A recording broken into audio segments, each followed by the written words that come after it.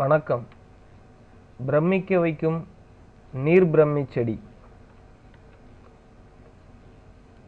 நீர்பிரம்மி செடியில் ஆல்கலாய்டுகள், குளுக்கோசைடுகளும் உள்ளன.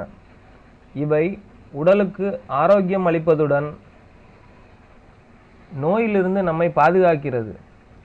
நினைவாற்றலை தூண்ட நீர்பிரம்மி இலைகளை நிழலில் உலர்த்தி பொடி செய்து அதனுடன் தேன் கலந்து தினமும் காலை வேளை சாப்பிட்டு வந்தால் நினைவாற்றல் பெருகும்.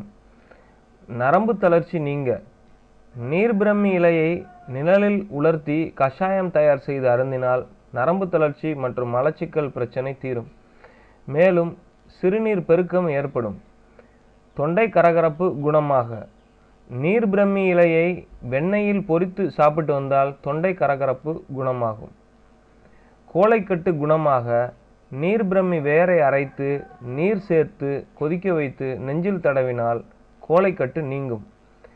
வீக்கங்கள் கரைய நீர்பிரம்மி இலையை ஆமணக்கெண்ணெய் விட்டு வதக்கி வீக்கங்களின் மீது ஒற்றடமிட அதன் மீது வைத்து கட்டினால் வீக்கங்கள் கரையும்.